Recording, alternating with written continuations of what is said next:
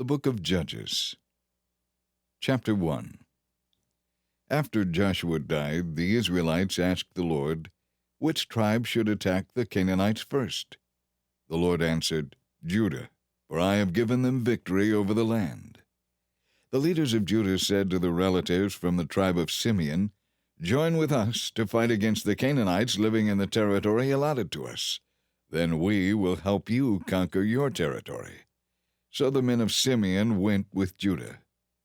When the men of Judah attacked, the Lord gave them victory over the Canaanites and Perizzites, and they killed 10,000 enemy warriors at the town of Bezek.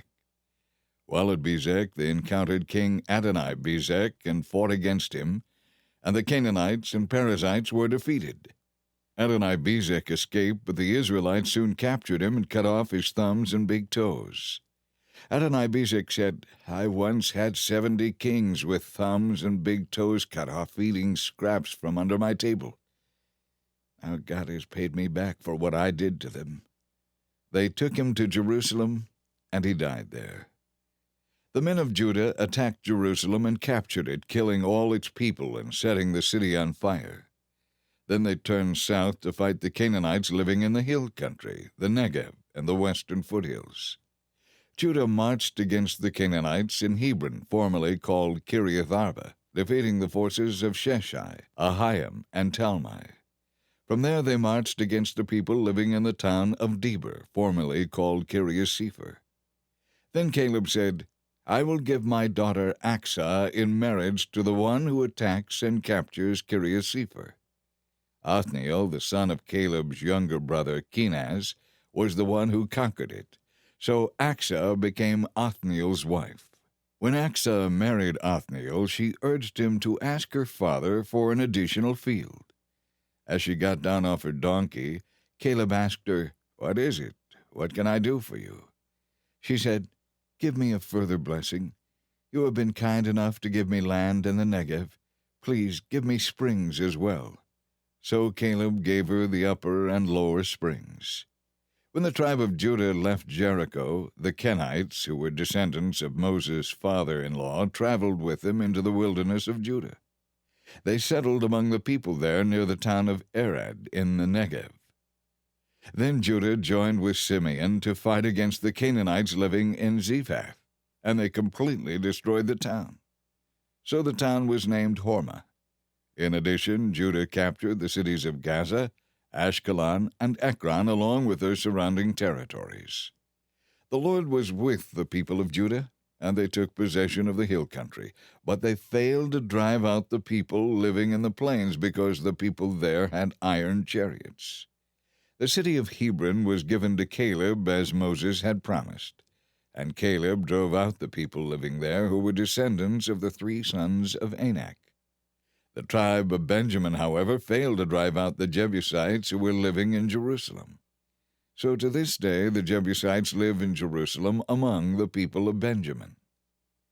The descendants of Joseph attacked the town of Bethel, and the Lord was with him. They sent spies to Bethel, formerly known as Luz, who confronted a man coming out of the city. They said to him, Show us a way into the city, and we will have mercy on you. So he showed them a way in, and they killed everyone in the city except for this man and his family. Later the man moved to the land of the Hittites, where he built a city. He named the city Luz, and it is known by that name to this day. The tribe of Manasseh failed to drive out the people living in Bethshan, Taanach, Dor, Ibleam, Megiddo, and their surrounding villages, because the Canaanites were determined to stay in that region. When the Israelites grew stronger, they forced the Canaanites to work as slaves, but they never did drive them out of the land. The tribe of Ephraim also failed to drive out the Canaanites living in Gezer, and so the Canaanites continued to live there among them. The tribe of Zebulun also failed to drive out the Canaanites living in Kitron and Nahalal, who continued to live among them, but they forced them to work as slaves. The tribe of Asher also failed to drive out the residents of Akko, Sidon, Alab, Aksib, Helba, Aphek, and Rehob. In fact, because they did not drive them out, The Canaanites dominated the land where the people of Asher lived. The tribe of Naphtali also failed to drive out the residents of Beth-Shemesh and Beth-Anath. Instead, the Canaanites dominated the land where they lived.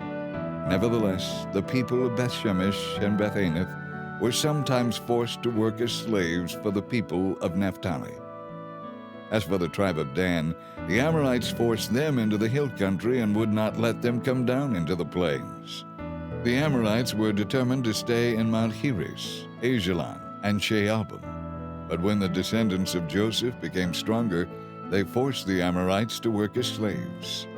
The boundary of the Amorites ran from Scorpion Pass to Selah and continued upward from there.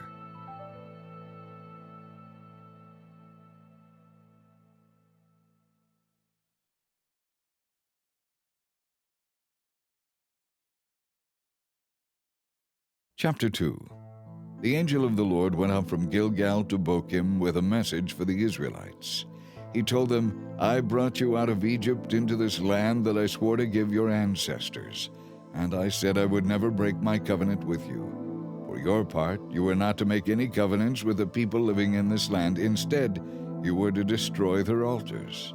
Why then have you disobeyed my command? Since you have done this, I will no longer drive out the people living in your land. They will be thorns in your sides, and their gods will be a constant temptation to you." When the angel of the Lord finished speaking, the Israelites wept loudly. So they called the place Weeping, and they offered sacrifices to the Lord. After Joshua sent the people away, each of the tribes left to take possession of the land allotted to them. And the Israelites served the Lord throughout the lifetime of Joshua and the leaders who outlived him, those who had seen all the great things the Lord had done for Israel. Then Joshua, son of Nun, the servant of the Lord, died at the age of 110.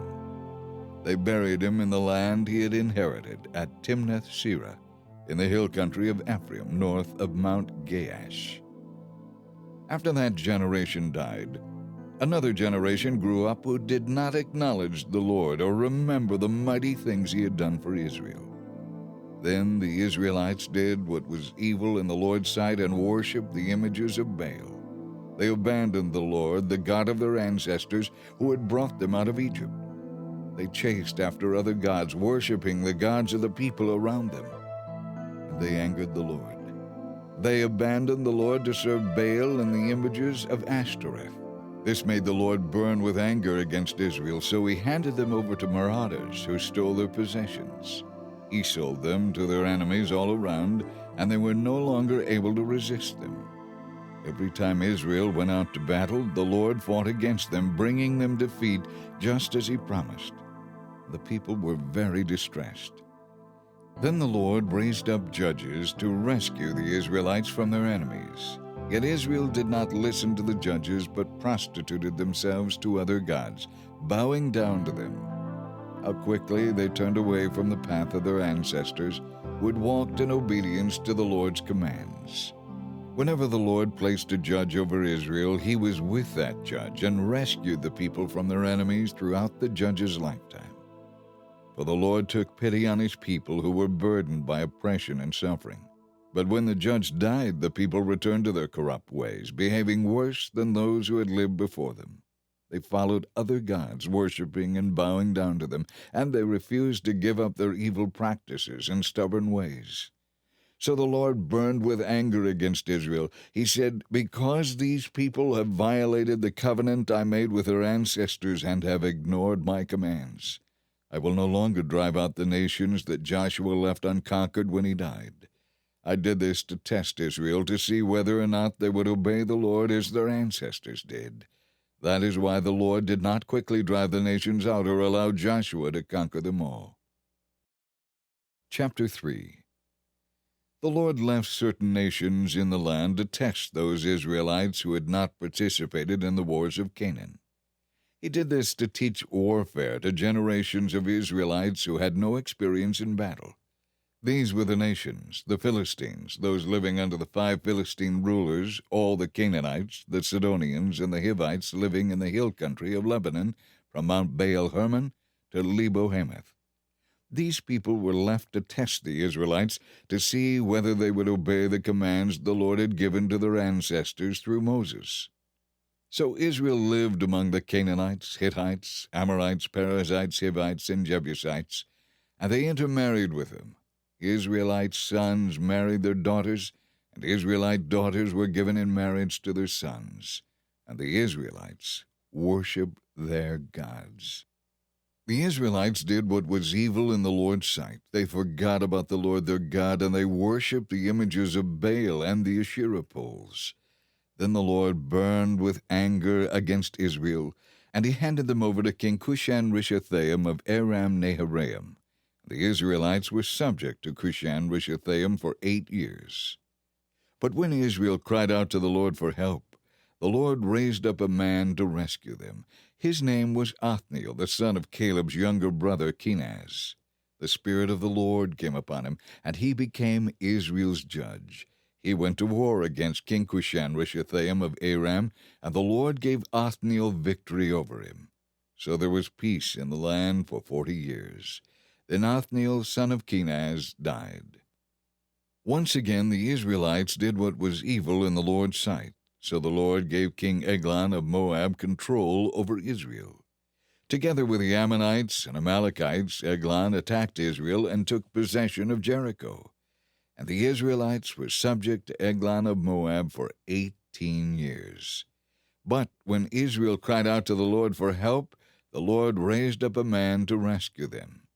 His name was Ehud, son of Gera, of the tribe of Benjamin, who was left-handed.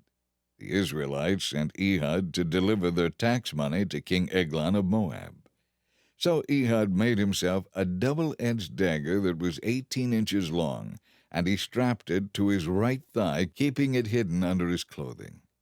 He brought the tax money to Eglon, who was very fat. After delivering the payment, Ehud sent home those who had carried the tax money. But when Ehud reached the stone carvings near Gilgal, he turned back. He came to Eglon and said, "I have a secret message for you." So the king commanded his servants to be silent and sent them all out of the room. Ehud walked over to Eglon as he was sitting alone in a cool upstairs room and said, "I have a message for you from God."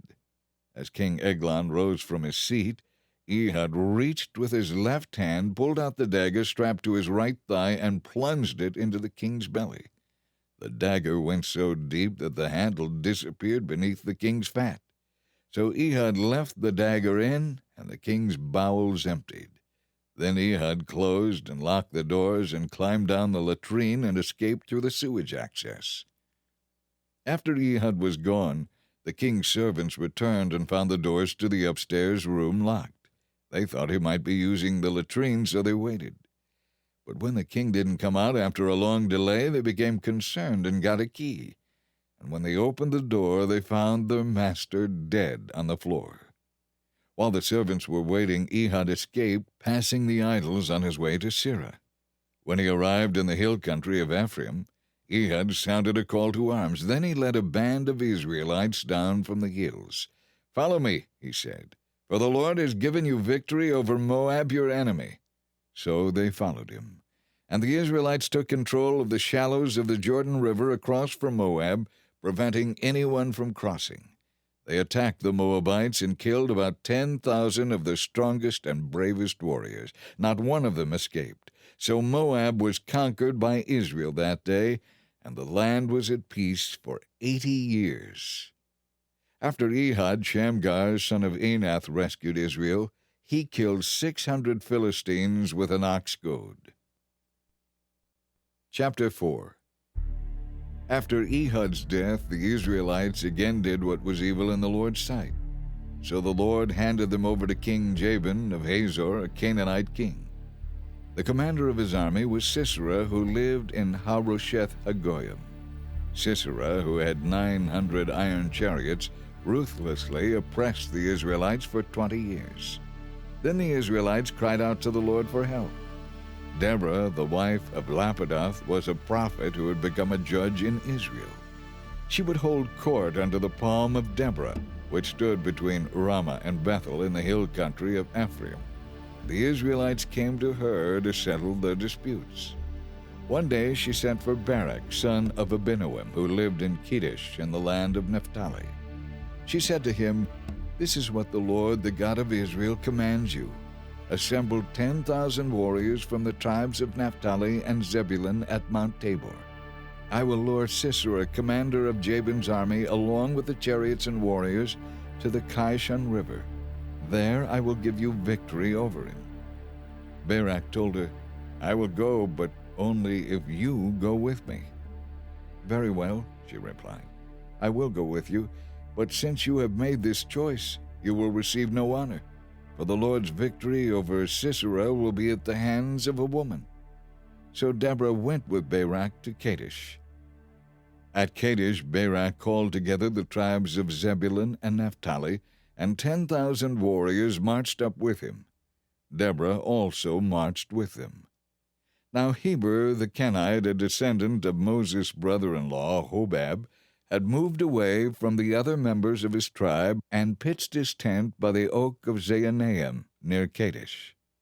When Sisera was told that Barak, son of Abinoam, had gone up to Mount Tabor, he called all 900 of his iron chariots and all of his warriors, and they marched from Harosheth Hagoyim to the Kishon River. Then Deborah said to Barak, "Get ready.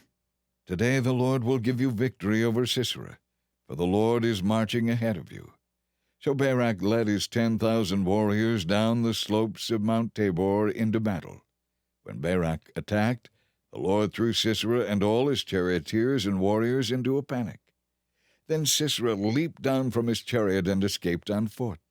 Barak chased the enemy and their chariots all the way to Harosheth Hagoyim, killing all of Sisera's warriors. Not a single one was left alive. Meanwhile Sisera ran to the tent of Jael, the wife of Heber the Kenite, because Heber's family was on friendly terms with King Jabin of Hazor. Jael went out to meet Sisera and said to him, "Come into my tent, sir. Come in, don't be afraid." So he went into her tent, and she covered him with a blanket.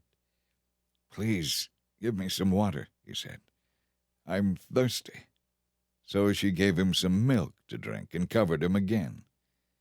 "Stand at the door of the tent," he told her. "If anybody comes and asks you if there is anyone here, say no." But when Sisera fell asleep from exhaustion, Jael quietly crept up to him with a hammer and tent peg. Then she drove the tent peg through his temple and into the ground, and so he died. When Barak came looking for Sisera, Jael went out to meet him. She said, "Come, I will show you the man you are looking for." So he followed her into the tent and found Sisera lying there dead with a tent peg through his temple. So on that day Israel saw God subdue Jabin, the Canaanite king. And from that time on Israel became stronger and stronger against King Jabin until they finally destroyed him. Chapter 5. On that day Deborah and Barak, son of Abinoam, sang this song. When Israel's leaders take charge and the people gladly follow, bless the Lord. Listen, you kings. Pay attention, you mighty rulers, for I will sing to the Lord. I will lift up my song to the Lord, the God of Israel. Lord, when you set out from Seir and marched across the fields of Edom, the earth trembled and the cloudy skies poured down rain. The mountains quaked at the coming of the Lord. Even Mount Sinai shook in the presence of the Lord, the God of Israel. In the days of Shamgar, son of Anath, and in the days of Jael, people avoided the main roads, and travelers stayed on crooked side paths. There were few people left in the villages of Israel until Deborah arose as a mother for Israel. When Israel chose new gods, war erupted at the city gates, yet not a shield or spear could be seen among 40,000 warriors in Israel. My heart goes out to Israel's leaders, and to those who gladly followed, bless the Lord. You who ride on fine donkeys and sit on fancy saddle blankets, listen. And you who must walk along the road, listen. Listen to the village musicians gathered at the watering holes. They recount the righteous victories of the Lord and the victories of his villagers in Israel. Then the people of the Lord marched down to the city gates. Wake up, Deborah, wake up, wake up, wake up, and sing a song. Arise, Barak, lead your captives away, son of Abinuam. Down from Tabor marched the remnant against the mighty. The people of the Lord marched down against mighty warriors. They came down from Ephraim, a land that once belonged to the Amalekites. And Benjamin also followed you. From Achor the commanders marched down. From Zebulun came those who carry the rod of authority. The princes of Issachar were with Deborah and Barak. They followed Barak, rushing into the valley. But in the tribe of Reuben there was great indecision. Why did you sit at home among the sheepfolds to hear the shepherds whistle for their flocks? In the tribe of Reuben there was great indecision. Gilead remained east of the Jordan. And Dan, why did he stay home? Asher sat unmoved at the seashore, remaining in his harbors. But Zebulun risked his life, as did Naphtali on the battlefields. The kings of Canaan fought at Taanach near Megiddo Springs, but they carried off no treasures of battle. The stars fought from heaven. The stars in their orbits fought against Sisera. The Kishon River swept them away, that ancient river, the Kishon. March on, my soul, with courage. Then the horses' hooves hammered the ground, the galloping of Sisera's mighty steeds. Let the people of Meroz be cursed, said the angel of the Lord. Let them be utterly cursed, because they did not come to help the Lord against the mighty warriors. Most blessed is Jael, the wife of Heber the Kenite. May she be blessed above all women who live in tents. Sisera asked for water, and Jael gave him milk. In a bowl fit for kings she brought him yogurt. Then with her left hand she reached for a tent peg, and with her right hand she reached for the workman's hammer.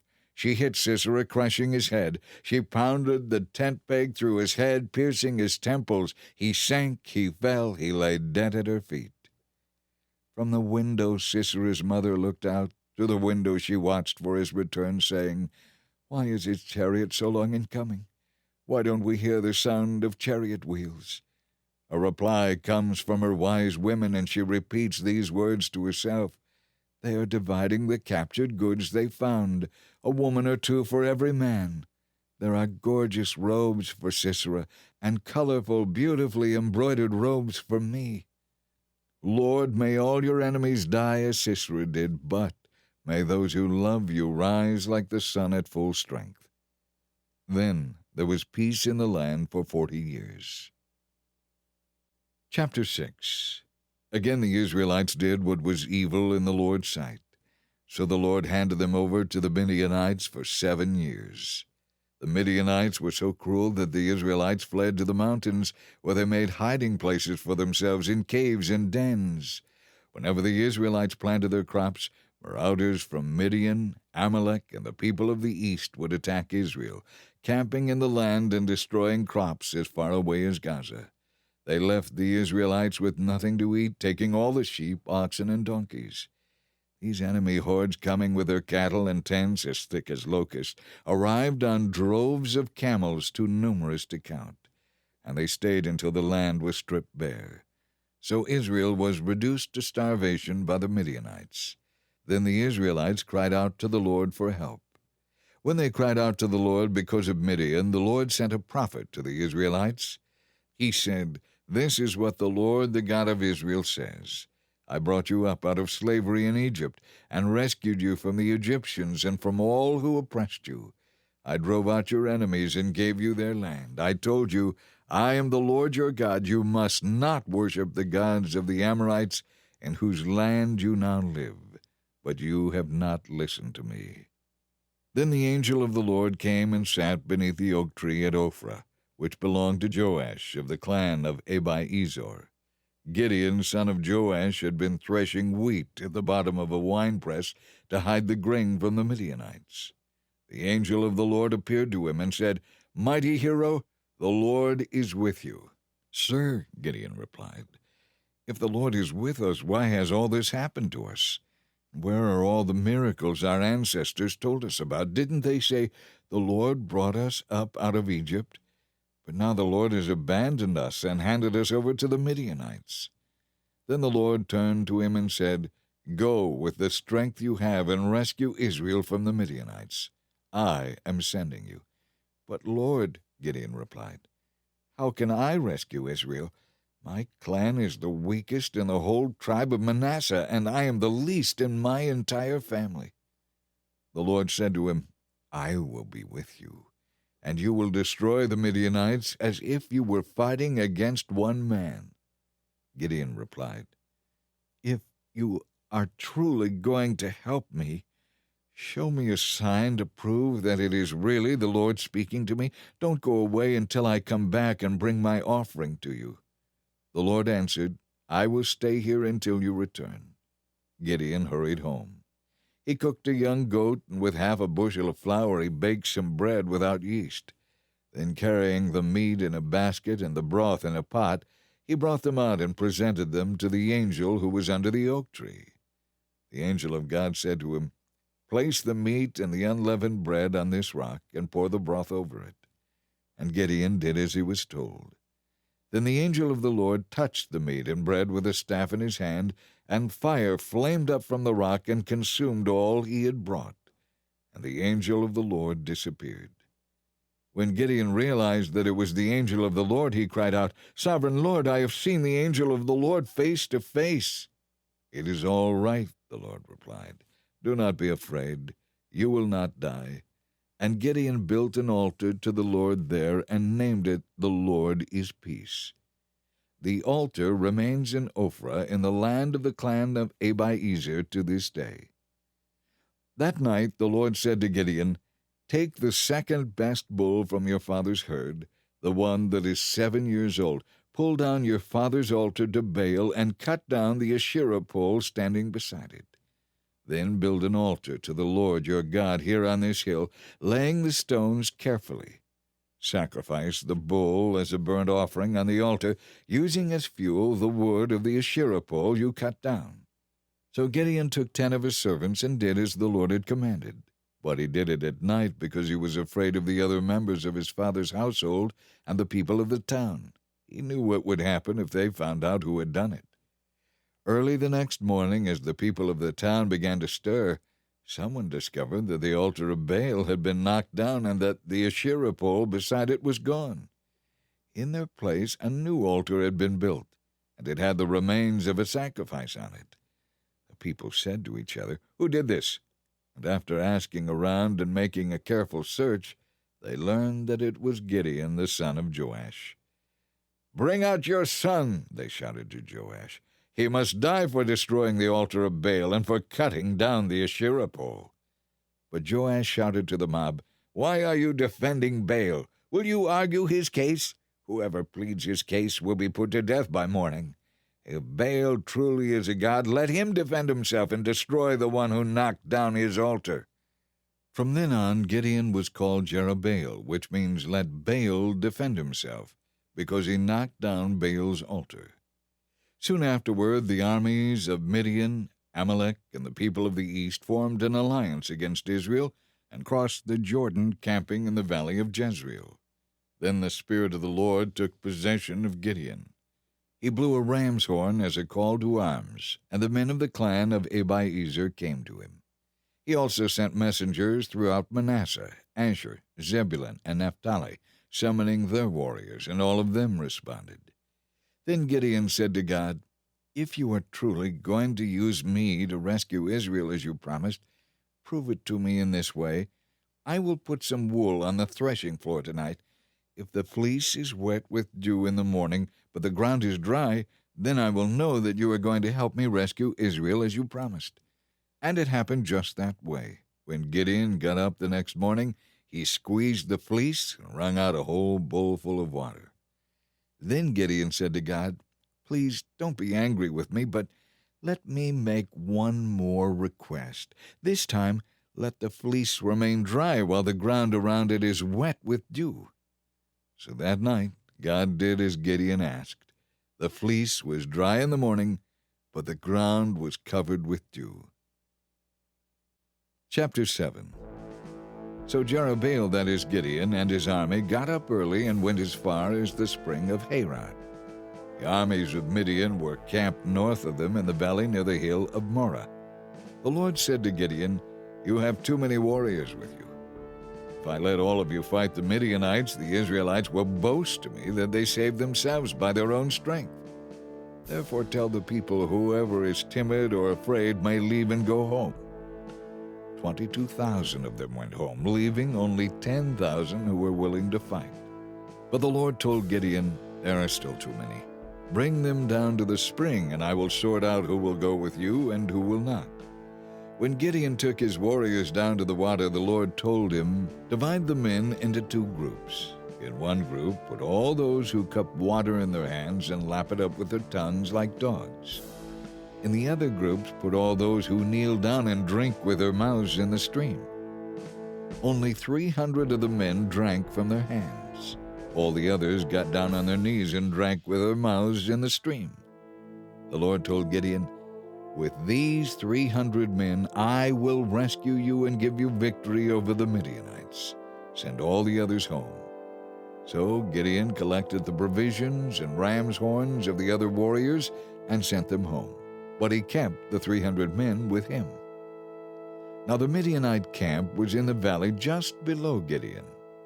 During the night the Lord said, "Get up, go down into the Midianite camp, for I have given you victory over them. But if you are afraid to attack, go down to the camp with your servant Purah. Listen to what the Midianites are saying, and you will be greatly encouraged. Then you will be eager to attack." So Gideon took Purah and went down to the outpost of the enemy camp. The armies of Midian, Amalek, and the people of the east had settled in the valley like a swarm of locusts. Their camels were like grains of sand on the seashore, too many to count. Gideon crept up just as a man was telling his friend about a dream. The man said, "I had this dream, and in my dream a loaf of barley bread came tumbling down into the Midianite camp. It hit a tent, turned it over, and knocked it flat." His friend said, "Your dream can mean only one thing. God has given Gideon, son of Joash, the Israelite, victory over all the armies united with Midian." When Gideon heard the dream and its interpretation, he thanked God.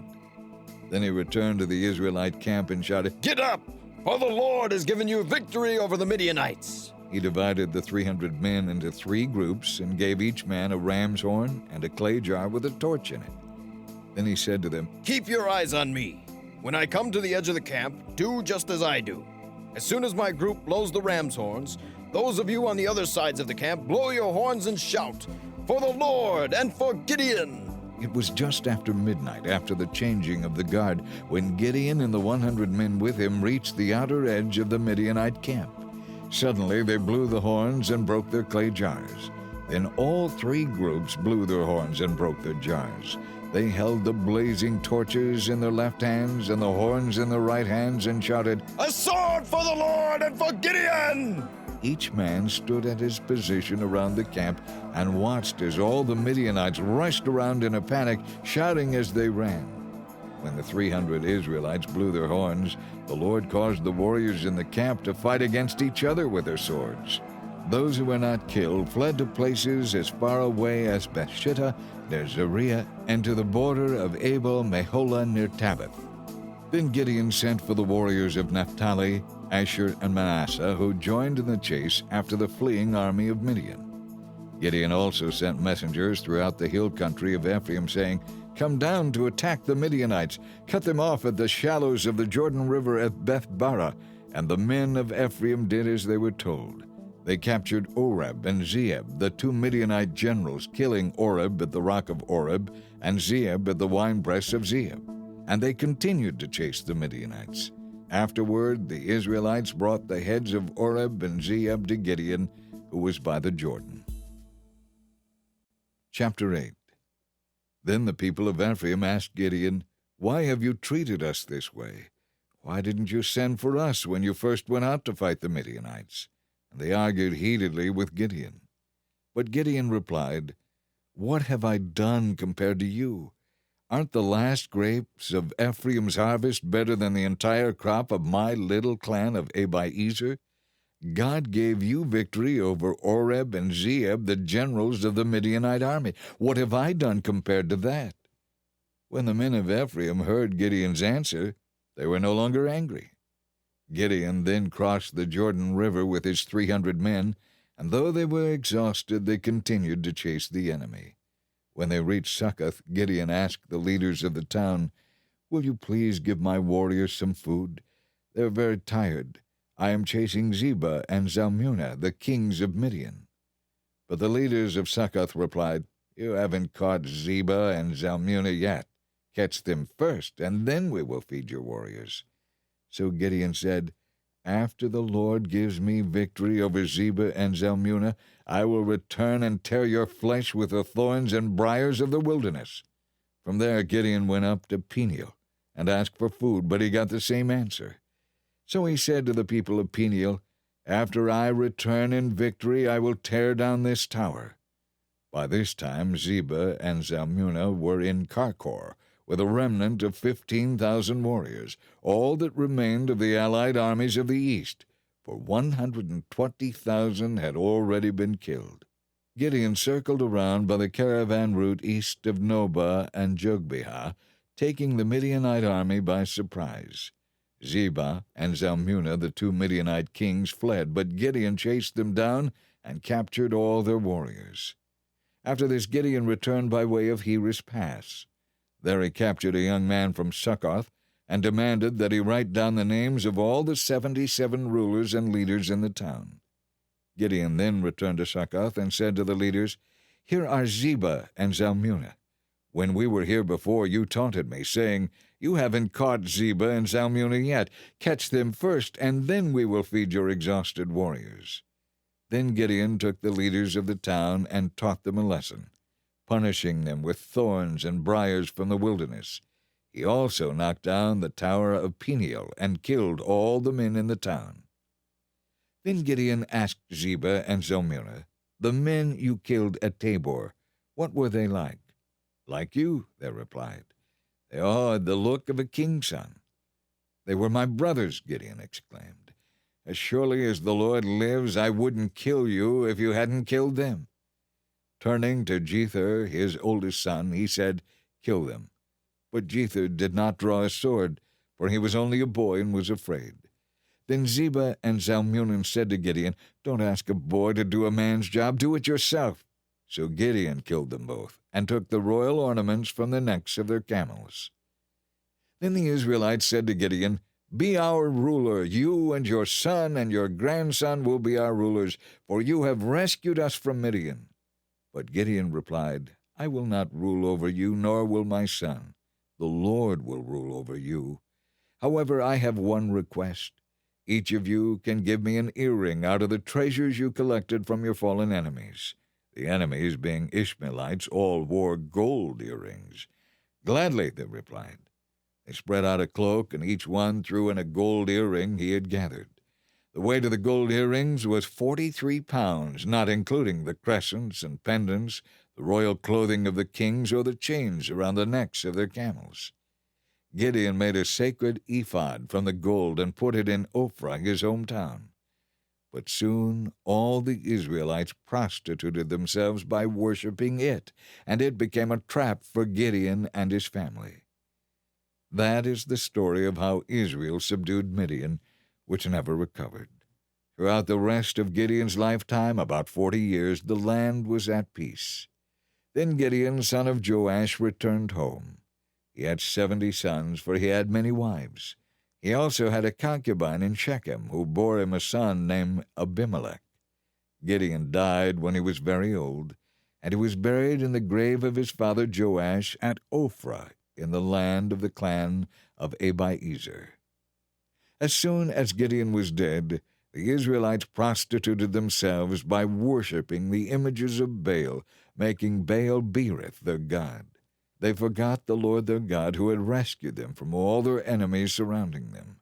Nor did they show any loyalty to the family of Jerubbaal, that is Gideon, despite all the good he had done for Israel. Chapter 9. One day Gideon's son Abimelech went to Shechem to visit his mother's brothers. He said to them and to the rest of his mother's family, "Ask the people of Shechem whether they want to be ruled by all 70 of Gideon's sons, or by one man, and remember, I am your own flesh and blood." So Abimelech's uncles spoke to all the people of Shechem on his behalf. And after listening to their proposal, they decided in favor of Abimelech because he was the relative. They gave him 70 silver coins from the temple of Baal-Berith, which he used to hire some soldiers who agreed to follow him. He took the soldiers to his father's home at Ophrah, and there on one stone they killed all 70 of his half-brothers. But the youngest brother Jotham escaped and hid. Then the people of Shechem and Beth Millo called a meeting under the oak beside the pillar at Shechem and made Abimelech their king. When Jotham heard about this, he climbed to the top of Mount Gerizim and shouted, "Listen to me, people of Shechem. Listen to me if you want God to listen to you. Once upon a time, the trees decided to elect a king. First they said to the olive tree, 'Be our king,' but it refused, saying, 'Should I quit producing the olive oil that blesses both God and people just to wave back and forth over the trees?' Then they said to the fig tree, 'You be our king.'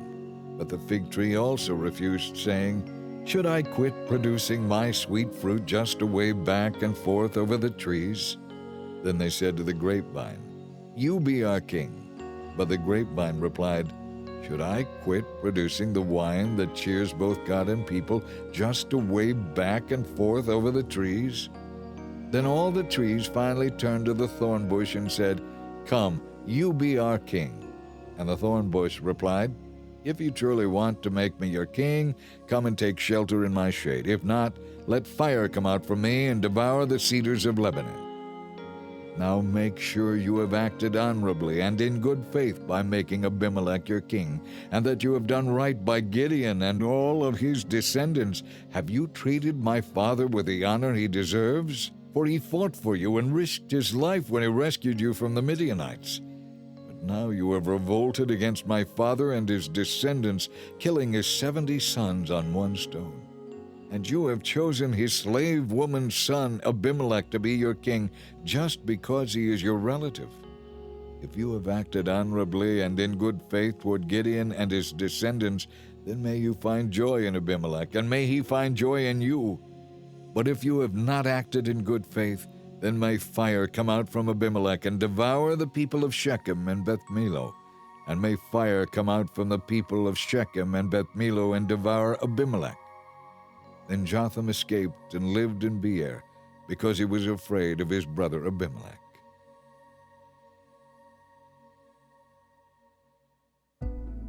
After Abimelech had ruled over Israel for 3 years, God stirred up trouble between Abimelech and the people of Shechem, and they revolted.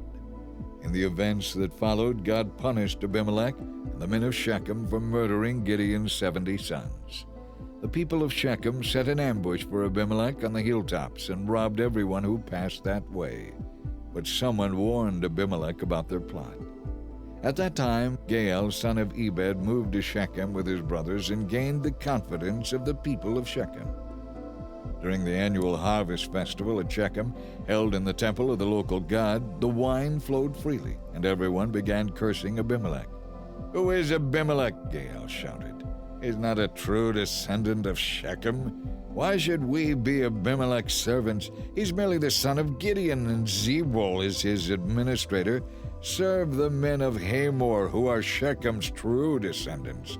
Why should we serve Abimelech?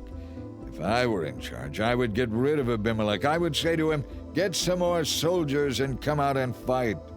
But when Zebul, the leader of the city, heard what Gaal was saying, he was furious. He sent messengers to Abimelech in Arumah, telling him, "Gaal, son of Ebed, and his brothers have come to live in Shechem, and now they are inciting the city to rebel against you. Come by night with an army and hide out in the fields. In the morning, as soon as it is daylight, storm the city. When Gaal and those who are with him come out against you, you can do with them as you wish." So Abimelech and his men went by night and split into 4 groups, stationing themselves around Shechem. Gaal was standing at the city gates when Abimelech and his army came out of hiding. When Gaal saw them, he said to Zebul, "Look, there are people coming down from the hilltops." Zebul replied, "It's just the shadows of the hills that look like men." But again Gaal said, "No, people are coming down from the hills, and another group is coming down the road past the diviner's oak." Then Zebul turned on him triumphantly. "Now where is that big mouth of yours?" he demanded. "Wasn't it you that said, 'Who is Abimelech, and why should we be his servants?' The men you mocked are right outside the city. Go out and fight them." Gaal then led the men of Shechem into battle against Abimelech, but he was defeated and ran away. Many of Shechem's warriors were killed, and the ground was covered with dead bodies all the way to the city gate. Abimelech stayed in Arumah, and Zebul drove Gaal and his brothers out of Shechem. The next day the people of Shechem went out into the fields to battle. When Abimelech heard about it, he divided his men into 3 groups and set an ambush in the fields. When Abimelech saw the people coming out of the city, he and his men jumped up from their hiding places and attacked them. Abimelech and his group stormed the city gate to keep the men of Shechem from getting back in, while Abimelech's other 2 groups cut them down in the fields. The battle went on all day before Abimelech finally captured the city. He killed the people, leveled the city, and scattered salt all over the ground. When the people who lived in the tower of Shechem heard what had happened, they took refuge within the walls of the temple of Baal-berith. Someone reported to Abimelech that the people were gathered together in the temple, so he led his forces to Mount Zalmon. He took an axe and chopped some branches from a tree, and he put them on his shoulder. "Quick, do as I have done," he told his men. So each of them cut down some branches, following Abimelech's example. They piled the branches against the walls of the temple and set them on fire. So all the people who had lived in the tower of Shechem died, about 1,000 men and women. Then Abimelech attacked the city of Thebez and captured it. But there was a strong tower inside the city, and the entire population fled to it. They barricaded themselves in and climbed up to the roof of the tower. Abimelech followed them to attack the tower, but as he prepared to set fire to the entrance, a woman on the roof threw down a millstone that landed on Abimelech's head and crushed his skull. He said to his young armor-bearer, "Draw your sword and kill me. Don't let it be said that a woman killed Abimelech." So the young man stabbed him with his sword, and he died. When Abimelech's men saw that he was dead, they disbanded and returned to their homes. Thus God punished Abimelech for the evil he had done against his father by murdering his 70 brothers. God also punished the men of Shechem for all their evil. So the curse of Jotham son of Gideon came true. Chapter 10. After Abimelech's death, Tola, the son of Puah and descendant of Doda, came to rescue Israel. He was from the tribe of Issachar, but lived in the town of Shamir in the hill country of Ephraim. He was Israel's judge for 23 years. When he died, he was buried in Shamir. After Tola died, a man from Gilead named Jair judged Israel for 22 years. His 30 sons rode around on 30 donkeys, and they owned 30 towns in the land of Gilead, which are still called the towns of Jair. When Jair died, he was buried in Canaan. Again the Israelites did evil in the Lord's sight. They worshipped images of Baal and Ashtoreth, and the gods of Aram, Sidon, Moab, Ammon, and Philistia. Not only this, but they abandoned the Lord and no longer served him at all. So the Lord burned with anger against Israel, and he handed them over to the Philistines and the Ammonites, who began to oppress them that year. For 18 years they oppressed all the Israelites east of the Jordan River, in the land of the Amorites, that is, in Gilead. The Ammonites also crossed to the west side of the Jordan and attacked Judah, Benjamin, and Ephraim. The Israelites were in great distress. Finally they cried out to the Lord, saying, "We have sinned against you, because we have abandoned you as our God and have served the images of Baal." The Lord replied, "Did I not rescue you from the Egyptians, the Amorites, the Ammonites, the Philistines, the Sidonians, the Amalekites, and the Maonites? When they oppressed you, you cried out to me, and I rescued you. Yet you have abandoned me and served other gods, so I will not rescue you any more. Go and cry out to the gods you have chosen. Let them rescue you in your hour of distress." But the Israelites pleaded with the Lord and said, "We have sinned. Punish us as you see fit. Only rescue us today from our enemies." Then the Israelites put aside their foreign gods and served the Lord, and he was grieved by their misery. At that time the armies of Ammon had gathered for war and were camped in Gilead, preparing to attack Israel's army at Mizpah. The leaders of Gilead said to each other, "Whoever attacks the Ammonites first will become ruler over all the people of Gilead." Chapter 11. Now Jephthah from Gilead was a great warrior. He was the son of Gilead, but his mother was a prostitute. Gilead's wife also had several sons, and when these half-brothers grew up, they chased Jephthah off the land. "You will not get any of our father's inheritance," they said, "for you are the son of a prostitute." So Jephthah fled from his brothers and lived in the land of Tob. Soon he had a large band of rebels following him. At about this time, the Ammonites began their war against Israel. When the Ammonites attacked, the leaders of Gilead sent for Jephthah in the land of Tob. They said, "Come and be our commander, help us fight the Ammonites." But Jephthah said to them, "Aren't you the ones who hated me and drove me from my father's house? Why do you come to me now when you're in trouble?" "Because we need you," they replied. "If you will lead us in battle against the Ammonites, we will make you ruler over all the people of Gilead."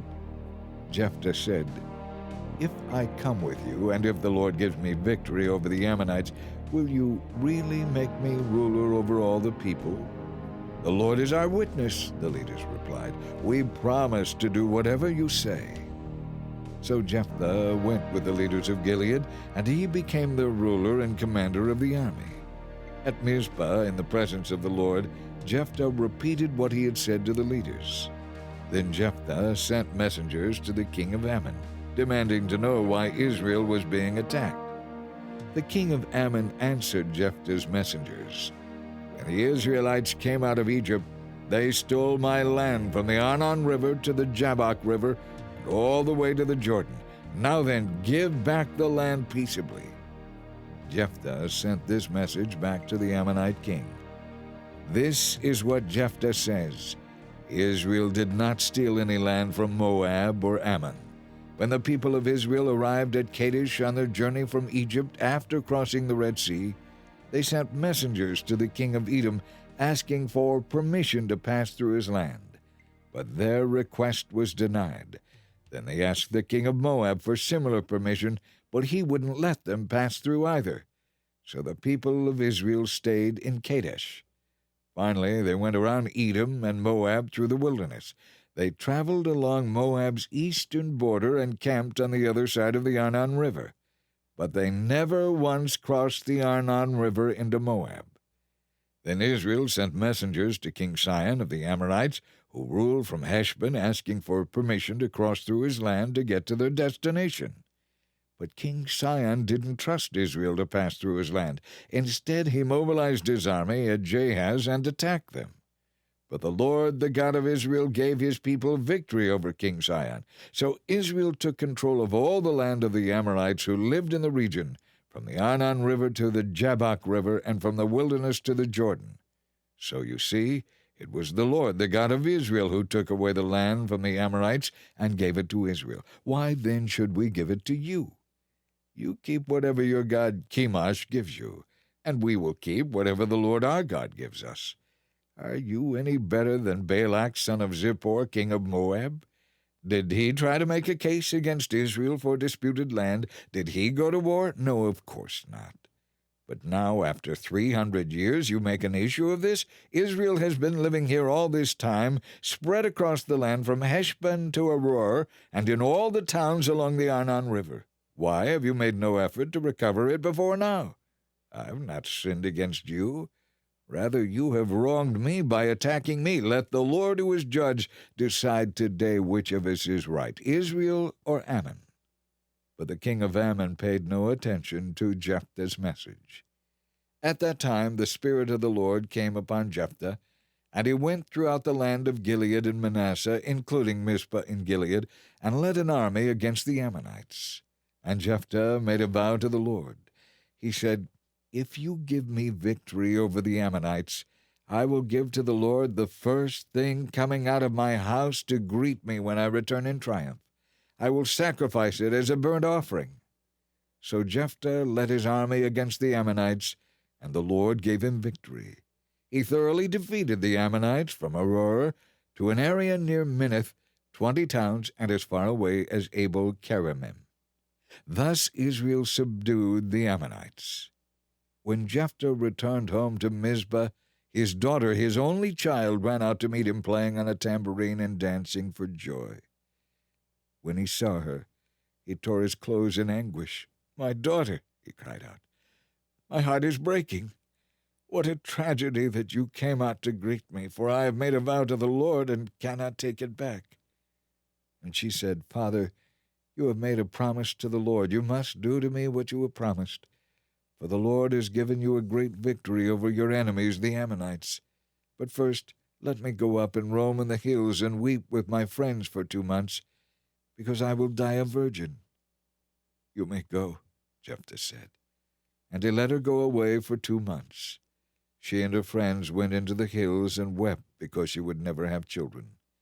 When she returned home, her father kept his vow, and she died a virgin. So it has become a custom in Israel for young Israelite women to go away for 4 days each year to lament the fate of Jephthah's daughter. Chapter 12. Then the tribe of Ephraim mobilized its army and crossed over to Zaphon. They sent this message to Jephthah: "Why didn't you call for us to help you fight against Ammon? We are going to burn down your house with you in it." "I summoned you at the beginning of the dispute, but you refused to come," Jephthah said. "You failed to help us in our struggle against Ammon. So I risked my life and went to battle without you, and the Lord gave me victory over the Ammonites. So why have you come to fight me?" The leaders of Ephraim responded, "The men of Gilead are nothing more than rejects from Ephraim and Manasseh." So Jephthah called out his army and attacked the men of Ephraim and defeated them. Jephthah captured the shallows of the Jordan, and whenever a fugitive from Ephraim tried to go back across, the men of Gilead would challenge him. "Are you a member of the tribe of Ephraim?" they would ask. If a man said, "No, I'm not," they would tell him to say Shibboleth. If he was from Ephraim, he would say Sibboleth, because people from Ephraim cannot pronounce the word correctly. Then they would take him and kill him at the shallows of the Jordan River. So 42,000 Ephraimites were killed at that time. Jephthah was Israel's judge for 6 years. When he died, he was buried in one of the towns of Gilead. After Jephthah, Ibzan became Israel's judge. He lived in Bethlehem, and he had 30 sons and 30 daughters. He married his daughters to men outside his clan and brought in 30 young women from outside his clan to marry his sons. Ibzan judged Israel for 7 years. When he died, he was buried at Bethlehem. After him, Elon from Zebulun became Israel's judge. He judged Israel for 10 years. When he died, he was buried at Ajalon in Zebulun. After Elon died, Abdon, son of Hillel from Pirathon, became Israel's judge. He had 40 sons and 30 grandsons who rode on 70 donkeys. He was Israel's judge for 8 years. Then he died and was buried at Pirathon in Ephraim, in the hill country of the Amalekites. Chapter 13. Again the Israelites did what was evil in the Lord's sight, so the Lord handed them over to the Philistines, who kept them in subjection for 40 years. In those days a man named Manoah from the tribe of Dan lived in the town of Zorah. His wife was unable to become pregnant, and they had no children. The angel of the Lord appeared to Manoah's wife and said, "Even though you have been unable to have children, you will soon become pregnant and give birth to a son. You must not drink wine or any other alcoholic drink or eat any forbidden food. You will become pregnant and give birth to a son, and his hair must never be cut, for he will be dedicated to God as a Nazirite from birth. He will rescue Israel from the Philistines." The woman ran and told her husband, "A man of God appeared to me. He was like one of God's angels, terrifying to look at. I didn't ask where he was from, and he didn't tell me his name, but he told me, 'You will become pregnant and give birth to a son. You must not drink wine or any other alcoholic drink or eat any forbidden food, For your son will be dedicated to God as a Nazirite from the moment of his birth until the day of his death." Then Manoah prayed to the Lord. He said, "Lord, please let the man of God come back to us again and give us more instructions about this son who is to be born." God answered his prayer, and the angel of God appeared once again to his wife as she was sitting in the field, but her husband Manoah was not with her. So she quickly ran and told her husband, "The man who appeared to me the other day is here again." Manoah ran back with his wife and asked, "Are you the man who talked to my wife the other day?" "Yes," he replied, "I am." So Manoah asked him, "When your words come true, what kind of rules should govern the boy's life and work?" The angel of the Lord replied, "Be sure your wife follows the instructions I gave her. She must not eat grapes or raisins, drink wine or any other alcoholic drink, or eat any forbidden food." Then Manoah said to the angel of the Lord, "Please, stay here until we can prepare a young goat for you to eat." "I will stay," the angel of the Lord replied, "but I will not eat anything. However, you may prepare a burnt offering as a sacrifice to the Lord." Manoah didn't realize it was the angel of the Lord. Then Manoah asked the angel of the Lord, "What is your name? For when all this comes true, we want to honor you." "Why do you ask my name?" the angel of the Lord replied. "You wouldn't understand if I told you." Then Manoah took a young goat and a grain offering and offered it on a rock as a sacrifice to the Lord. And as Manoah and his wife watched, the Lord did an amazing thing. As the flames from the altar shot up toward the sky, the angel of the Lord ascended in the fire. When Manoah and his wife saw this, they fell with their faces to the ground. The angel did not appear again to Manoah and his wife. Manoah finally realized it was the angel of the Lord, and he said to his wife, "We will die, for we have seen God." But his wife said, "If the Lord were going to kill us, he wouldn't have accepted our burnt offering and grain offering. He wouldn't have appeared to us and told us this wonderful thing and done these miracles." When her son was born, they named him Samson, and the Lord blessed him as he grew up. And in Mahanadan, which is located between the towns of Zorah and Eshtaol, the Spirit of the Lord began to take hold of him. Chapter 14. One day when Samson was in Timnah, he noticed a certain Philistine woman. When he returned home, he told his father and mother, "I want to marry a young Philistine woman I saw in Timnah." His father and mother objected strenuously. "Isn't there one woman in our tribe or among all the Israelites you could marry? Why must you go to the pagan Philistines to find a wife?" But Samson told his father, "Get her for me. She is the one I want." His father and mother didn't realize the Lord was at work in this, creating an opportunity to disrupt the Philistines who ruled over Israel at that time. As Samson and his parents were going down to Timnah, a young lion attacked Samson near the vineyards of Timnah. At that moment, the Spirit of the Lord powerfully took control of him, and he ripped the lion's jaws apart with his bare hands. He did it as easily as if it were a young goat, but he didn't tell his father or mother about it. When Samson arrived in Timnah, he talked with a woman and was very pleased with her. Later, when he returned to Timnah for the wedding, he turned off the path to look at the carcass of the lion. He found that a swarm of bees had made some honey in the carcass. He scooped some of the honey into his hands and ate it along the way. He also gave some to his father and mother, and they ate it. But he didn't tell them that he had taken the honey from the carcass of the lion. As his father was making final arrangements for the marriage, Samson threw a party at Timnah, as was the custom of the day. 30 young men from the town were invited to be his companions. Samson said to them, "Let me tell you a riddle. If you solve my riddle during these 7 days of the celebration, I will give you 30 plain linen robes and 30 fancy robes. But if you can't solve it, then you must give me 30 linen robes and 30 fancy robes." "All right," they agreed. "Let's hear your riddle." So he said, "From the one who eats came something to eat. Out of the strong came something sweet. 3 days later, they were still trying to figure it out. On the fourth day, they said to Samson's wife, "Get the answer to the riddle from your husband, or we will burn down your father's house with you in it.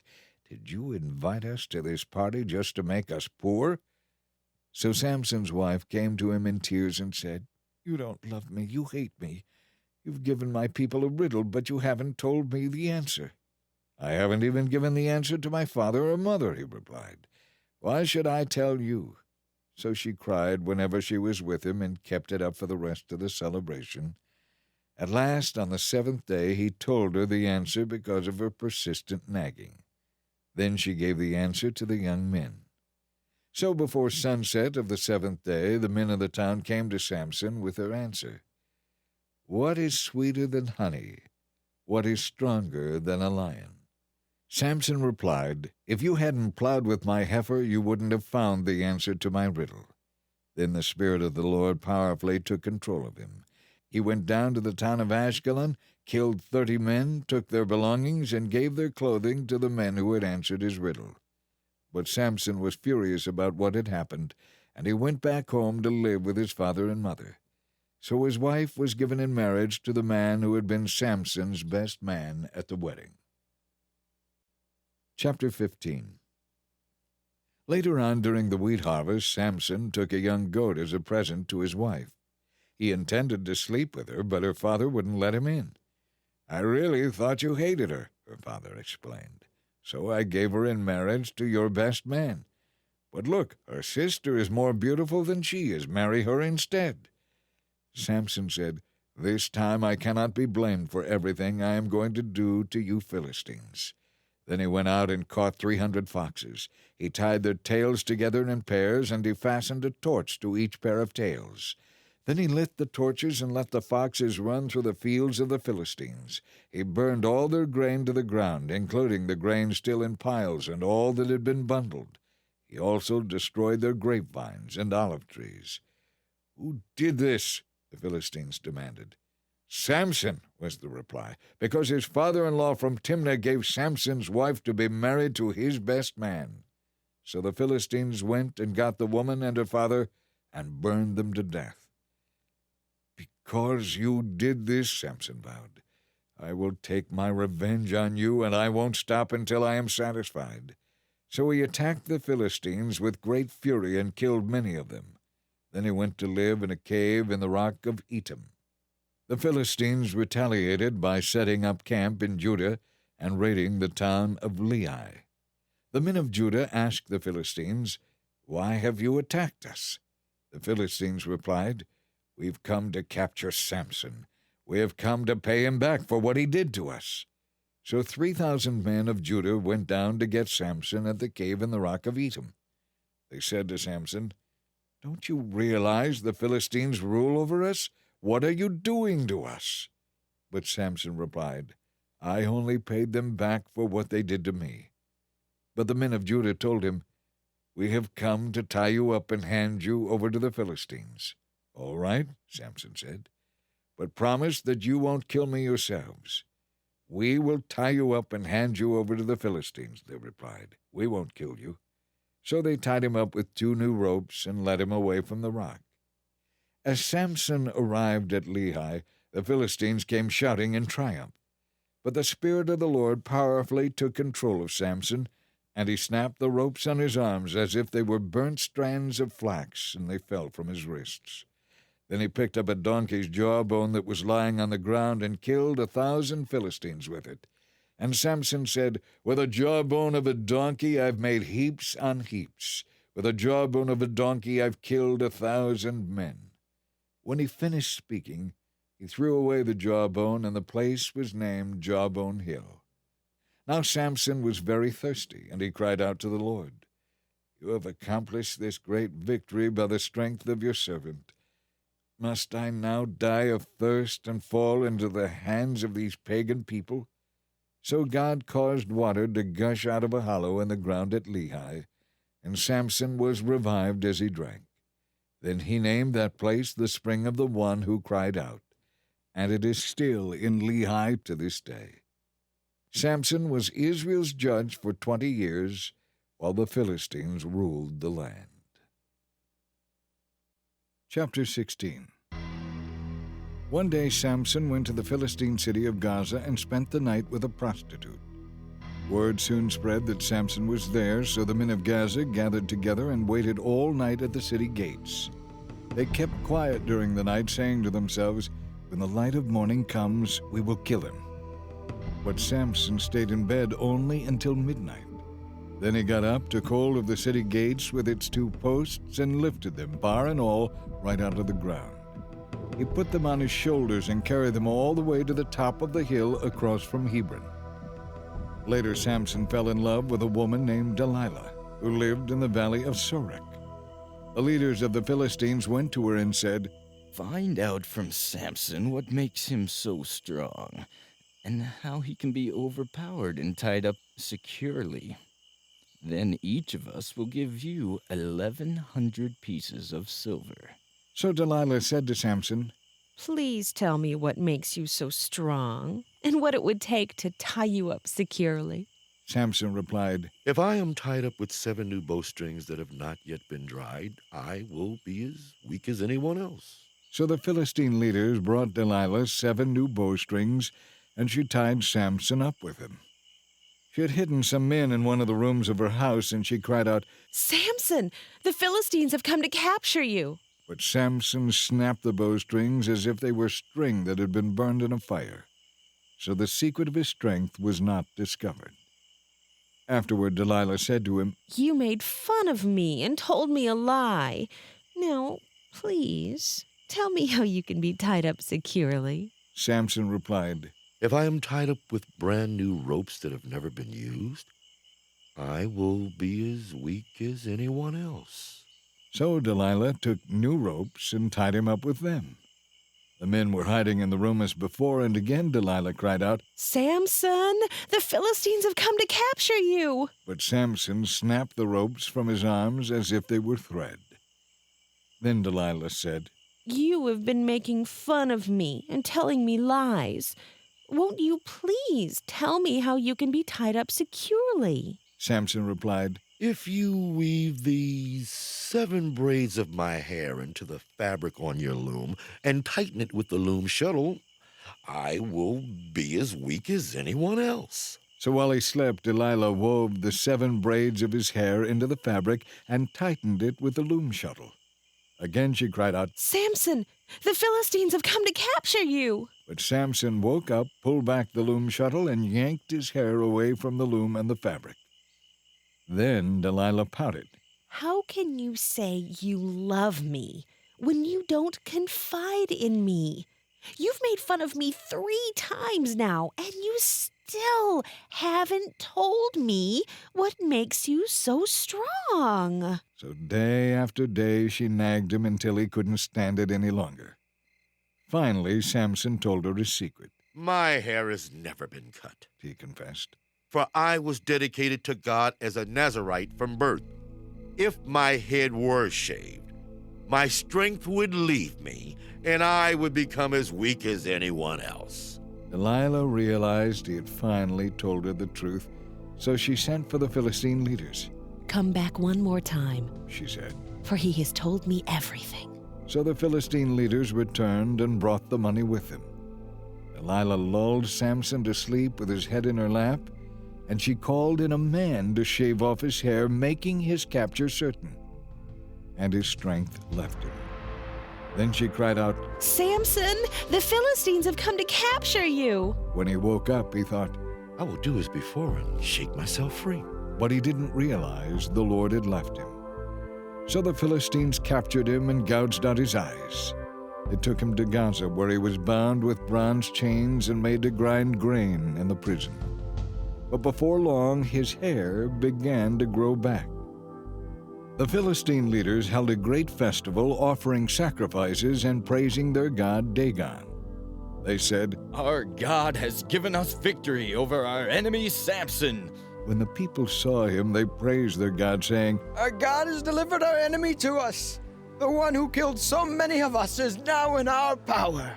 Half drunk by now, the people demanded, Bring out Samson so he can perform for us. So he was brought from the prison and made to stand at the center of the temple between the two pillars supporting the roof. Samson said to the servant who was leading him by the hand, Place my hands against the two pillars. I want to rest against them. The temple was completely filled with people. All the Philistine leaders were there, and there were about 3,000 on the roof who were watching Samson and making fun of him. Then Samson prayed to the Lord, Sovereign Lord, remember me again. Oh God, please strengthen me one more time so that I may pay back the Philistines for the loss of my eyes. Then Samson put his hands on the center pillars of the temple and pushed against them with all his might. Let me die with the Philistines, He prayed. And the temple crashed down on the Philistine leaders and all the people. So he killed more people when he died than he had during his entire lifetime. Later, his brothers and other relatives went down to get his body. They took him back home and buried him between Zorah and Eshtaol, where his father Manoah was buried. Samson had been Israel's judge for 20 years. Chapter 17. A man named Micah lived in the hill country of Ephraim. One day he said to his mother, I heard you curse the thief who stole 1,100 pieces of silver from you. Well, here they are. I was the one who took them. The Lord bless you for admitting it, his mother replied. He returned the money to her, and she said, I now dedicate these silver coins to the Lord. In honor of my son, I will have an image carved and an idol cast. So his mother took 200 of the silver coins to a silversmith, who made them into an image and an idol. And these were placed in Micah's house. Micah set up a shrine, and he made a sacred ephod and some household idols. Then he installed one of his sons as the priest. In those days Israel had no king, so the people did whatever seemed right in their own eyes. One day a young Levite from Bethlehem in Judah arrived in that area of Ephraim looking for a good place to live. He happened to stop at Micah's house as he was traveling through. Where are you from? Micah asked him. And he replied, I am a Levite from Bethlehem in Judah, and I am looking for a place to live. Stay here with me, Micah said, and you can be a father and priest to me. I will give you 10 pieces of silver a year, plus a change of clothes and your food. The Levite agreed to this and became like one of Micah's sons. So Micah ordained the Levite as his personal priest, and he lived in Micah's house. I know the Lord will bless me now, Micah said, because I have a Levite serving as my priest. Chapter 18.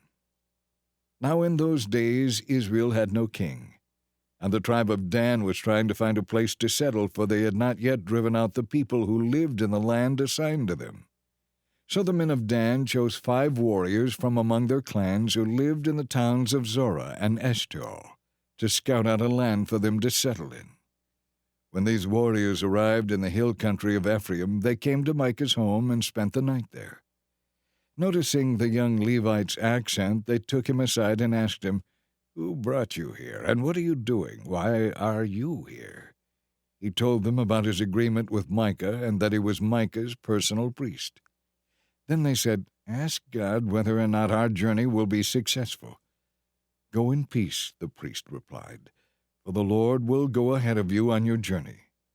So the 5 men went on to the town of Laish, where they noticed the people living carefree lives. Like the Sidonians, they were peaceful and secure. The people were also wealthy because their land was very fertile, and they lived a great distance from Sidon and had no allies nearby.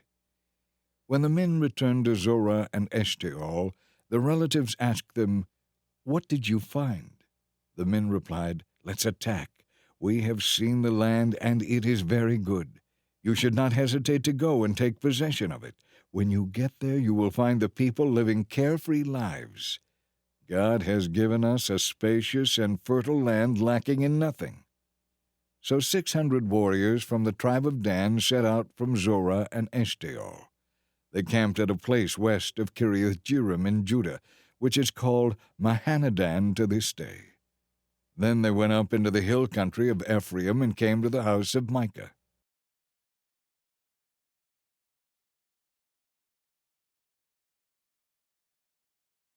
The 5 men who had scattered out the land around Laish said to the others, "There is a shrine here with a sacred ephod, some household idols, a carved image, and a cast idol. It's obvious what we ought to do." So the 5 men went over to Micah's house where the young Levite lived and greeted him kindly. As the 600 warriors from the tribe of Dan stood just outside the gate, the 5 spies entered the shrine and took the carved image, the sacred ephod, the household idols, and the cast idol. When the priest saw the men carrying all the sacred objects out of Micah's shrine, he said, "What are you doing?" "Be quiet and come with us," they said.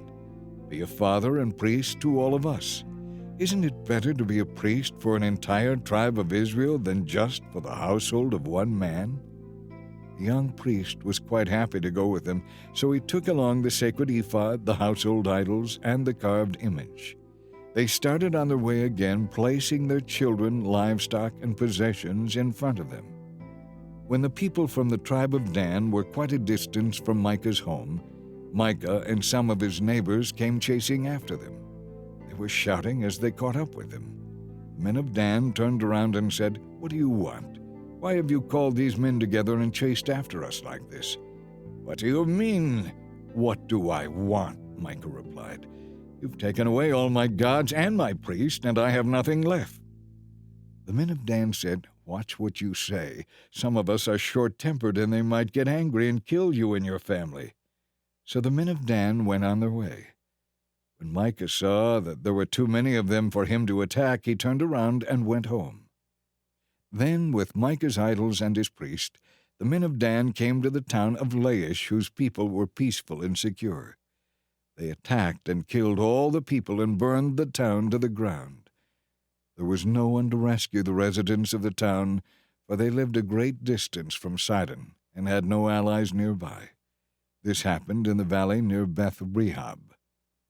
Then the people of the tribe of Dan rebuilt the town and lived there. They renamed the town Dan after their ancestor, Israel's son, but it had originally been called Laish. Then they set up the carved image, and they appointed Jonathan, son of Gershom, a descendant of Moses, as their priest. This family continued as priest for the tribe of Dan until the exile. So Micah's carved image was worshipped by the tribe of Dan as long as the tabernacle of God remained at Shiloh. Chapter 19. Now in those days Israel had no king. There was a man from the tribe of Levi living in a remote area of the hill country of Ephraim. One day he brought home a woman from Bethlehem in Judah to be his concubine. But she was unfaithful to him and returned to her father's home in Bethlehem. After about 4 months, her husband took a servant and an extra donkey to Bethlehem to persuade her to come back. When he arrived at her father's house, she took him inside, and her father welcomed him. Her father urged him to stay a while, so he stayed 3 days, eating, drinking, and sleeping there. On the 4th day, the man was up early, ready to leave, but the woman's father said, "Have something to eat before you go." So the 2 of them sat down together and had something to eat and drink. Then the woman's father said, "Please, stay the night and enjoy yourself." The man got up to leave, but his father-in-law kept urging him to stay, so he finally gave in and stayed the night. On the morning of the 5th day, he was up early again, ready to leave, and again the woman's father said, "Have something to eat, then you can leave sometime this afternoon." So they had another day of feasting. That afternoon, as he and his concubine and servant were preparing to leave, his father-in-law said, "Look, it's getting late. Stay the night and enjoy yourself. Tomorrow you can get up early and be on your way." But this time the man was determined to leave. So he took his 2 saddled donkeys and his concubine and headed in the direction of Jebus, that is, Jerusalem. It was late in the day when they reached Jebus, and the man's servant said to him, It's getting too late to travel. Let's stay in this Jebusite city tonight." "No," his master said. "We can't stay in this foreign city where there are no Israelites. We will go on to Gibeah. We will find a place to spend the night in either Gibeah or Ramah." So they went on. The sun was setting as they came to Gibeah, a town in the land of Benjamin. So they stopped there to spend the night. They rested in the town square, but no one took them in for the night. That evening an old man came home from his work in the fields. He was from the hill country of Ephraim, but he was living in Gibeah in the territory of Benjamin. When he saw the travelers sitting in the town square, he asked them where they were from and where they were going. "We have been in Bethlehem in Judah," the man replied. "We are on our way home to a remote area in the hill country of Ephraim, and we're going to the tabernacle of the Lord, but no one has taken us in for the night, even though we have everything we need. We have straw and fodder for our donkeys and plenty of bread and wine for ourselves." "You are welcome to stay with me," the old man said. "I will give you anything you might need, but whatever you do, don't spend the night in the square." So he took them home with him and fed their donkeys. After they washed their feet, they had supper together. While they were enjoying themselves, some of the wicked men in the town surrounded the house. They began beating at the door and shouting to the old man, "Bring out the man who is staying with you so we can have sex with him." The old man stepped outside to talk to them.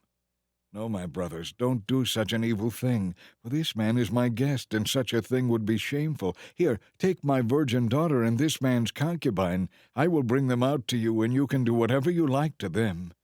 But don't do such a shameful thing to this man." But they wouldn't listen to him. Then the Levite took his concubine and pushed her out the door. The men of the town abused her all night, taking turns raping her until morning. Finally, at dawn, they let her go. At daybreak, the woman returned to the house where her husband was staying. She collapsed at the door of the house and lay there until it was light. When her husband opened the door to leave, he found her there. She was lying face down with her hands on the threshold. He said, "Get up, let's go." But there was no answer. So he put her body on his donkey and took her home. When he got home, he took a knife and cut his concubine's body into 12 pieces. Then he sent one piece to each tribe of Israel. Everyone who saw it said, "Such a horrible crime has not been committed since Israel left Egypt. Shouldn't we speak up and do something about this?" Chapter 20. Then all the Israelites from Dan to Beersheba and from the land of Gilead came together in one large assembly and stood in the presence of the Lord at Mizpah. The leaders of all the people and all the tribes of Israel, 400,000 warriors armed with swords, took their positions in the assembly of the people of God. Word soon reached the land of Benjamin that the other tribes had gone up to Mizpah. The Israelites then asked how this terrible crime had happened. The Levite, the husband of the woman who had been murdered, said, "My concubine and I came to Gibeah, a town in the land of Benjamin, to spend the night. That night some of the leaders of Gibeah surrounded the house, planning to kill me, and they raped my concubine until she was dead. So I cut her body into 12 pieces and sent the pieces throughout the land of Israel, for these men have committed this terrible and shameful crime. Now then, the entire community of Israel must decide what should be done about this." And all the people stood up together and replied, "Not one of us will return home. Instead, we will draw lots to decide who will attack Gibeah. 1/10 of the men from each tribe will be chosen to supply the warriors with food, and the rest of us will take revenge on Gibeah for the shameful thing they have done in Israel." So all the Israelites were united. They gathered together to attack the town. The Israelites sent messengers to the tribe of Benjamin, saying, "What a terrible thing has been done among you. Give up these evil men from Gibeah, so we can execute them and purge Israel of this evil." But the people of Benjamin would not listen. Instead, they came from their towns and gathered at Gibeah to fight the Israelites. 26,000 of their warriors armed with swords arrived in Gibeah to join the 700 warriors who lived there. 700 of Benjamin's warriors were left-handed, each of whom could sling a rock and hit a target within a hair's breadth without missing. Israel had 400,000 warriors armed with swords, not counting Benjamin's warriors. Before the battle, the Israelites went to Bethel and asked God, which tribe should lead the attack against the people of Benjamin? The Lord answered, Judah is to go first. So the Israelites left early the next morning and camped near Gibeah. Then they advanced toward Gibeah to attack the men of Benjamin. But Benjamin's warriors who were defending the town came out and killed 22,000 Israelites in the field that day. But the Israelites took courage and assembled at the same place they had fought the previous day. They had gone up to Bethel and wept in the presence of the Lord until evening. Then they asked the Lord, should we fight against our relatives from Benjamin again? The Lord said, go out and fight against them. So they went out to fight against the warriors of Benjamin. The men of Benjamin killed another 18,000 Israelites, all of whom were experienced with a sword. Then all the Israelites went up to Bethel and wept in the presence of the Lord and fasted until evening. They also brought burnt offerings and peace offerings to the Lord. And the Israelites went up seeking direction from the Lord. In those days the ark of the covenant of God was in Bethel. And Phinehas, son of Eleazar and grandson of Aaron, was the priest. The Israelites asked the Lord, should we fight against our relatives from Benjamin again, or should we stop? The Lord said, go. Tomorrow I will give you victory over them. So the Israelites set an ambush all around Gibeah. They went out on the third day and assembled at the same place as before. When the warriors of Benjamin came out to attack, they were drawn away from the town, and as they had done before, they began to kill the Israelites. About 30 Israelites died in the open fields and along the roads leading to Bethel and Gibeah. Then the warriors of Benjamin shouted, we're defeating them as we did in the first battle. But the Israelites had agreed in advance to run away so that the men of Benjamin would chase them along the roads and be drawn away from the town. When the main group of Israelite warriors reached Baal Tamar, they turned and prepared to attack. Then the Israelites, hiding in ambush west of Gibeah, jumped up from where they were and advanced against Benjamin from behind. The fighting was so heavy that Benjamin didn't realize the impending disaster. So the Lord helped Israel defeat Benjamin. And that day the Israelites killed 25,100 of Benjamin's warriors, all of whom were experienced with the sword. Then the Benjaminites saw that they were beaten. The Israelites had retreated from Benjamin's warriors in order to give those hiding in ambush more room to maneuver. Then those who were in hiding rushed in from all sides and killed everyone in the town. They sent up a large cloud of smoke from the town, which was the signal for the Israelites to turn and attack Benjamin's warriors. By that time, Benjamin's warriors had killed about 30 Israelites, and they shouted, we're defeating them as we did in the first battle. But when the warriors of Benjamin looked behind them and saw the smoke rising into the sky from every part of the town, the Israelites turned and attacked. At this point, Benjamin's warriors realized disaster was near and became terrified. So they ran toward the wilderness, but the Israelites chased after them and killed them. The Israelites surrounded the Benjaminites and were relentless in chasing them down, finally overtaking them east of Gibeah. 18,000 of Benjamin's greatest warriors died in that day's battle. The survivors fled into the wilderness toward the rock of Rimmon, but Israel killed 5,000 of them along the road. They continued the chase until they had killed another 2,000 near Gittim. So the tribe of Benjamin lost 25,000 brave warriors that day, leaving only 600 men who escaped to the rock of Rimmon, where they lived for 4 months. Then the Israelites returned and slaughtered every living thing in all the towns, the people, the cattle, everything. They also burned down every town they came to. Chapter 21. The Israelites had vowed at Mizpah never to give their daughters in marriage to a man from the tribe of Benjamin. And the people went to Bethel and sat in the presence of God until evening, raising their voices and weeping bitterly. "O Lord God of Israel," they cried out, "why has this happened? Now one of our tribes is missing." Early the next morning, the people built an altar and presented their burnt offerings and peace offerings on it. Then they said, "Was any tribe of Israel not represented when we held our council in the presence of the Lord at Mizpah?" At that time they had taken a solemn oath in the Lord's presence, vowing that anyone who refused to come must die. The Israelites felt deep sadness for Benjamin and said, "Today we have lost one of the tribes from our family. It is nearly wiped out. How can we find wives for the few who remain, since we have sworn by the Lord not to give them our daughters in marriage?" So they asked, "Was anyone absent when we presented ourselves to the Lord at Mizpah?" And they discovered that no one from Jabesh-Gilead had attended. For after they counted all the people, no one from Jabesh-Gilead was present. So they sent 12,000 warriors to Jabesh-Gilead with orders to kill everyone there, including women and children. "This is what you are to do," they said. "Completely destroy all the males and every woman who is not a virgin."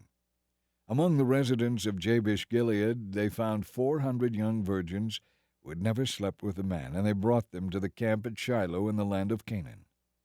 The Israelite assembly sent a peace delegation to the little remnant of Benjamin who were living at the rock of Rimmon. Then the men of Benjamin returned to their homes, and the 400 women of Jabesh-Gilead who were spared were given to them as wives. But there were not enough women for all of them. The people felt sorry for Benjamin because the Lord had left this gap in the tribes of Israel. So the Israelite leaders asked, "How can we find wives for the few who remain, since all the women of the tribe of Benjamin are dead? There must be heirs for the survivors, so that an entire tribe of Israel will not be lost forever. But we cannot give them our own daughters in marriage, because we have sworn with a solemn oath that anyone who does this will fall under God's curse." Then they thought of the annual festival of the Lord held in Shiloh between Lebonah and Bethel, along the east side of the road that goes from Bethel to Shechem. They told the men of Benjamin who still needed wives, "Go and hide in the vineyards. When the women of Shiloh come out for their dances, rush out from the vineyards, and each of you can take one of them home to be your wife. And when their fathers and brothers come to us in protest, we will tell them, 'Please be understanding. Let them have your daughters, for we didn't find enough wives for them when we destroyed Jabesh-Gilead. And you are not guilty of breaking the vow, since you did not give your daughters in marriage to them.'" So the men of Benjamin did as they were told. They kidnapped the women who took part in the celebration and carried them off to the land of their own inheritance. Then they rebuilt their towns and lived in them. So the assembly of Israel departed by tribes and families, and they returned to their own homes. In those days Israel had no king, so the people did whatever seemed right in their own eyes.